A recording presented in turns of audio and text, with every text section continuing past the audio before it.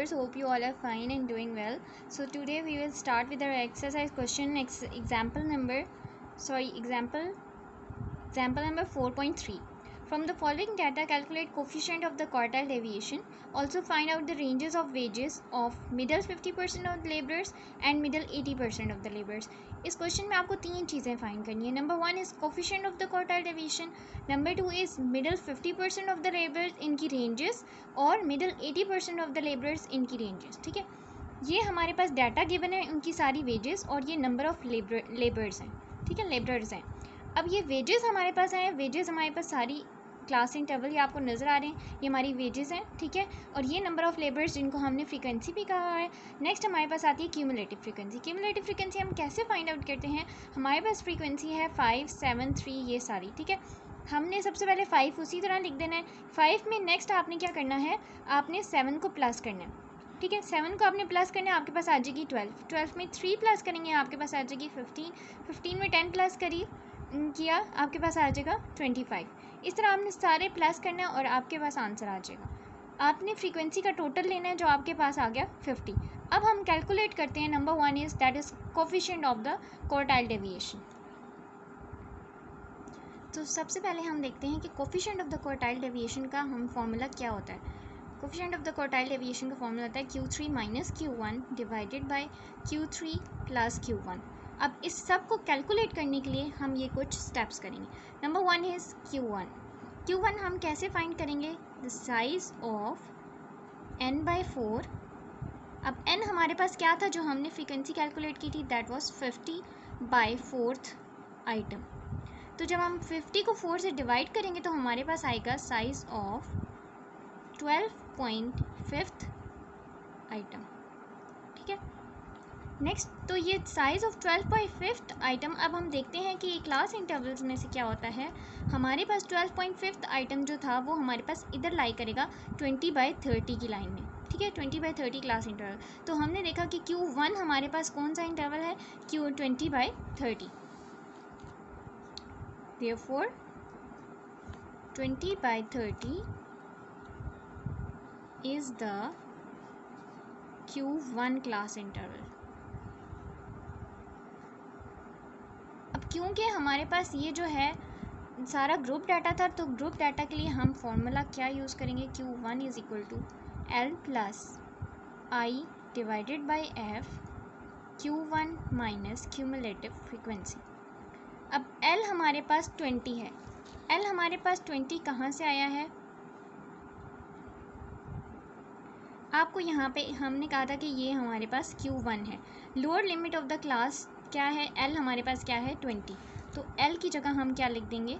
20 plus I हमारे पास क्या है? इंटरवल हमारे पास क्या था उन सब के अंदर? क्लास इंटरवल्स 10 का डिफरेंस था. ठीक है, फ्रीक्वेंसी हमारे पास क्या थी? 3. टेबल में देखते हैं हमारे पास उसकी फ्रीक्वेंसी क्या है? That was 3. ठीक है, अब हम देखते हैं हमने Q1 क्या कैलकुलेट किया था? That was 12.5. तो हम यहाँ पे Q1 लिख देंगे 12.5 माइनस क्यूमुलेटिव फ्रीक्वेंसी. मैंने आपको कहा था हमेशा हम उसकी ऊपर वाली लिखेंगे. तो यहाँ पे क्यूमुलेटिव फ्रीक्वेंसी हमारे पास की ये वाली क्लास थी, तो उसकी ऊपर वाली क्यूमुलेटिव फ्रीक्वेंसी प्रीसीडिंग क्लास कौन सी आ रही है? That was 12. तो हम यहाँ पे लिख देंगे 12. ठीक है, नेक्स्ट हमने क्या करना है, हमने इसको सॉल्व कर लेना है. 20 प्लस 10 को 3 से डिवाइड करेंगे 3.33 आएगा. इसको इसमें से माइनस करेंगे, आपके पास आ जाएगा 0.5. अब हम देखते हैं इसको प्लस करके और माइनस मल्टीप्लाई करके 20 प्लस इसको इससे मल्टीप्लाई करेंगे 1.67 आ जाएगा और हमारे पास आंसर आएगा 21.67. अब जैसे हमने Q1 कैलकुलेट किया, सेम इसी तरह हम Q3 भी कैलकुलेट करेंगे, क्योंकि हमारे पास फॉर्मूला में क्या है? Q1 and Q3. तो अब हम कैलकुलेट करेंगे Q3. Q3 के लिए हम क्या करेंगे? Q3 is equal to size of n/4 is equal to n हमारे पास क्या था? वही 50 हमने लिखना है डिवाइडेड बाय 4th आइटम. तो हमारे पास क्या आ जाएगा? सॉरी, Q3 हम क्या करते हैं? 3n/4 होता है हमेशा. तो 3 मल्टीप्लाई बाय 50 होगा और हमारे पास आंसर आएगा इसका 150/4. जब हम इसको इस पर डिवाइड करेंगे तो हमारे पास आंसर क्या आ जाएगा? That was 37.5 item. ठीक है, अब हमारे पास इसकी क्लास इंटरवल क्या थी, तो हम देखते हैं हमारे पास क्लास इंटरवल इसकी क्या होगी, 50/60। ठीक है, ये हमारे पास क्लास इंटरवल बनेगी Q3 की। ठीक है, अब हम देखते हैं इसको फॉर्मूला के अंदर पुट करके, जैसे हमने Q1 के लिए किया था, अब हम Q3 के लिए करेंगे L+I/F Q1 minus cumulative frequency. L हमारे पास क्या है, lower limit of the class, वो हमारे पास थी 50। ठीक है, प्लस I हमारे पास 10 था, फ्रीक्वेंसी हमारे पास क्या है, 8 है। ठीक है, आपको इस टेबल में से नज़र आ रही है फ्रीक्वेंसी हमारे पास 8 है, lower limit of the class जो हमने ली थी वो हमने 50 ली थी। ठीक है, तो ये दोनों चीज़ें हम पुट करेंगे उसमें। क्यूमुलेटिव फ्रीक्वेंसी हम 38 से ऊपर वाली लेंगे, दैट वाज 30, क्योंकि हम हमेशा प्रीसीडिंग क्लास लेते हैं। ठीक है, 10 डिवाइडेड बाई 8 हमारे पास इसका जो Q3 आया था वो हमारे पास क्या थी, 37.5 माइनस क्यूमुलेटिव फ्रीक्वेंसी हमारे पास थी 30, जो अभी मैंने आपको बताई थी। इसको जब हम सॉल्व करेंगे तो हमारे पास आंसर आएगा 50 प्लस 10 मल्टीप्लाई बाय, इसको इसमें से करेंगे तो 7.5 आएगा, डिवाइड कर देंगे इसको 8 से, तो हमारे पास Q3 आएगा 50 प्लस 9.37 और हमारे पास आंसर आएगा 59.37। तो ये हमारा आ गया Q3। जैसे हमने Q1 कैलकुलेट किया था, ये हमने Q1 जैसे कैलकुलेट किया था, दैट इज़ 21.67, और इसी तरह हमने Q3 कैलकुलेट किया है, दैट इज़ 59.37। अब हम इसको फॉर्मूला के अंदर पुट करके देखते हैं कि हमारे पास क्या आंसर आता है coefficient of the quartile deviation का। अब हमारे पास coefficient of the quartile deviation का फॉर्मूला था Q3 minus Q1 divided by Q3 plus Q1। हमने जब इसके अंदर वैल्यूज़ पुट की तो हमारे पास आंसर आया Q3 की, आपको पता है हमारे पास वैल्यू आई थी 59.37 माइनस Q1 की वैल्यू आई थी 21.67। सिंपली आपने फॉर्मूला के अंदर पुट कर देनी है 59.37, और बीच में प्लस का साइन लगाना है 21.67। आपके पास इसको माइनस करके जो आंसर आएगा दैट इज़ 37.70, और जो इसको प्लस करके आंसर आएगा दैट इज़ 81.04। तो आपके पास आंसर क्या आ जाएगा, इसको डिवाइड करके 0.47। ये हमारे पास आया था coefficient of the quartile deviation. अब हम कैलकुलेट करेंगे रेंजेस। रेंजेस किसकी, ऑफ वेजेस। हमने कहा था मिडल, सबसे पहले हमने किसकी करनी है, मिडल 50% ऑफ द लेबरर्स। ठीक है, तो वो हमारे पास मिडल 50% ऑफ द लेबरर्स किसकी इक्वल होता है, इंटर क्वार्टाइल रेंज के अंदर। इंटर क्वार्टाइल रेंज हम कैसे फाइंड करते हैं, हम Q3 को माइनस कर देते हैं Q1 से, तो हमारे पास आंसर आता है। अब इंटर क्वार्टाइल रेंज के लिए आप क्या करते हो, Q3 को Q1 में से माइनस करते हो। ठीक है, Q3 का वैल्यू आपके पास ये दी हुई है 59.37, इसको जब आप माइनस करेंगे 21.67 में से, तो आपके पास क्या आंसर आएगा, वही ऊपर वाला 37.70। ये आपके पास निकल आई मिडल 50% ऑफ द लेबरर्स। ठीक है, अब आपने नेक्स्ट कैलकुलेट करना है, that is middle 80% of the labourers. Middle 80% of labourers, वो आप कैसे कैलकुलेट करोगे, परसेंटाइल रेंज से। Percentile ranges is equal to P90 minus P10। ठीक है, आपको पता है जब आप 90 में से 10 माइनस करोगे तो आपके पास 80% ऑटोमेटिकली आ जाएगा। या हमारे पास ये भी हो सकता है कि P10 आपके पास क्या है, साइज ऑफ द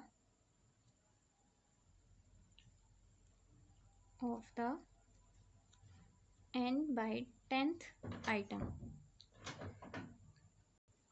हमारे पास size of the n/10th item आ गया। आपको पता है कि n की वैल्यू हमारे पास क्या थी, टोटल नंबर ऑफ फ्रीक्वेंसी हमारे पास क्या थी 50, डिवाइडेड बाय 10 जब आप करोगे 10th आइटम आ गया। ठीक है, आपके पास ये इंटरवल कहाँ पे निकला, 0 और 10 की क्लास में, is the P is the P10 class. ठीक है, जस्ट लाइक आपके पास जब आप इसको करोगे 50 को 10 से डिवाइड करोगे तो आपके पास फिफ्थ आइटम आएगा.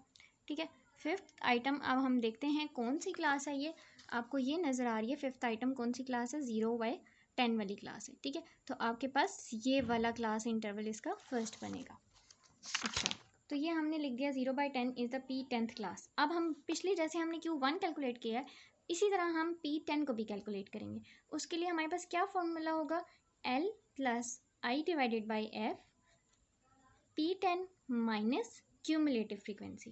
ठीक है, P10 is equal to L हमारे पास क्या था, अब लोअर लिमिट हमारे पास 0/10 क्लास इंटरवल की क्या है, 0 लोअर लिमिट होगी, प्लस I हमारे पास इंटरवल क्या था इनका 10 था क्लास इंटरवल, और फ्रीक्वेंसी हमारे पास क्या थी 5 आई हुई थी. ठीक है, फ्रीक्वेंसी हमारे पास क्या है इसमें से मैंने आपको बताई थी कि 5 है.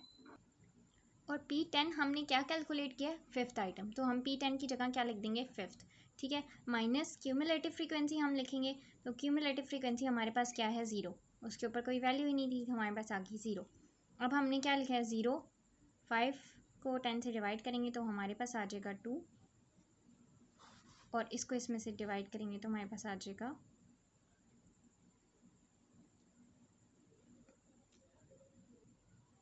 हमारे पास आ जाएगा 5 इज इक्वल टू 0 तो हट गया, 2 को 5 से मल्टीप्लाई किया हमारे पास आ गया 10.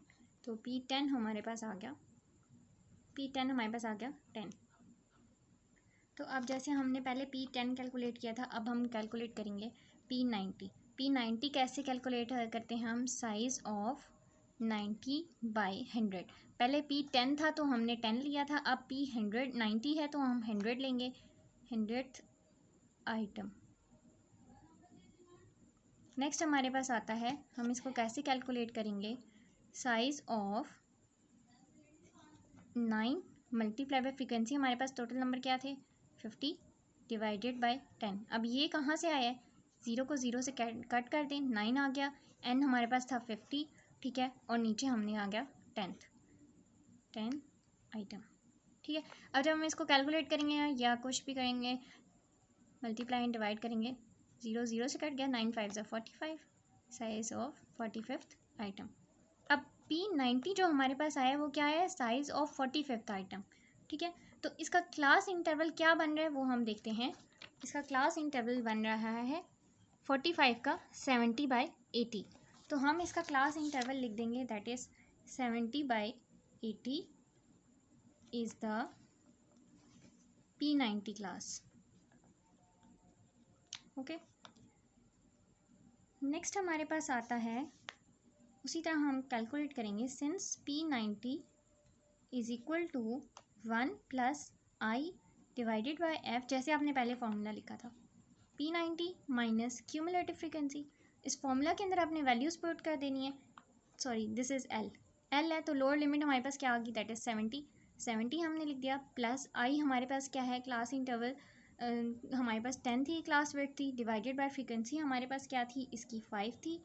ठीक है, और P90 हमारे पास आया था 45 माइनस क्यूमुलेटिव फ्रीक्वेंसी हमारी उससे ऊपर वाली थी, दैट वाज 50. हम इसको कैलकुलेट करेंगे तो हमारे पास आंसर आएगा P90 is equal to 70 plus 5 2 and 45 में से 50 माइनस करें तो that is 5 is equal to 70 plus 5 2 ज़र 10 and that is answer is 80. तो हम परसेंटाइल रेंज कैलकुलेट करेंगे जो हमें चाहिए थी. Percentile range is equal to P90 minus P10. हमारे पास P90 कैलकुलेट हुआ था that is 80 minus P10 calculate हुआ था 10, तो हमारे पास आंसर आ गया 70. This is the exercise number, question number 4.3.